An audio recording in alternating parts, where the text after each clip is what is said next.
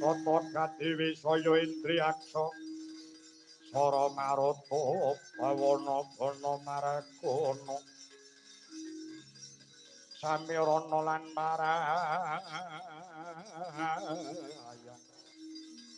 piye kok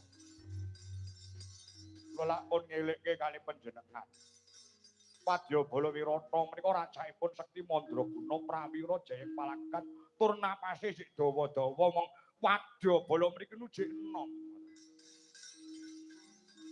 Pengarep sing bocah mawon wadya sampeyan padha mundur do ting kluwel disampluki gada ndase. Bocah nom-nom lek tandang gawe ya sing ngono kuwi gradak-gruduk tandandang rong wayah sesek disesekne.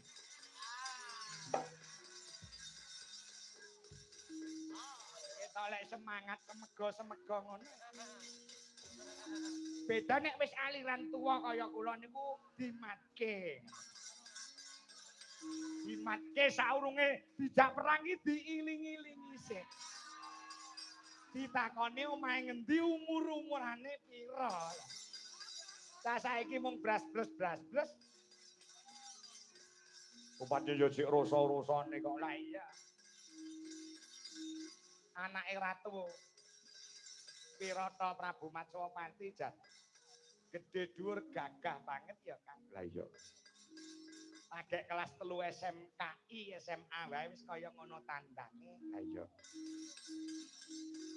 Nek bapake kesel enek sing genteni. Lah iya. Nggoh, mantuk mawon nggoh. Mantuk mawon. Oh. Yen kowe ngejak aku mulih tegese kowe nyepelekne lawan kadhik dayane. Kala Srenggi anak Jata Gimbal lawan ibu Jata Gini. Minggir tak ora arikan barisan negara Wirata.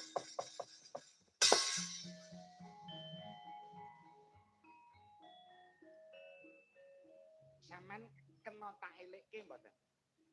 Elekke piye? Mrika Sekti Mandraguna. Ora kena, rawe-rawe rantas malang-malang putung. Sampeyan wani tenan maju perang? Wani. Ayo nyododo didodo. Yen pancen sampeyan ora kena tak penggak, nggih, mengki kerja sama kali kula. Lah rak ngono. Kerja sama piye?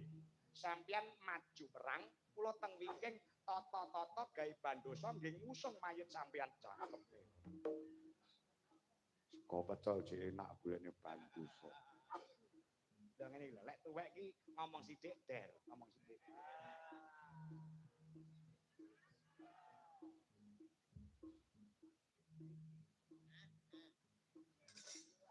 Put!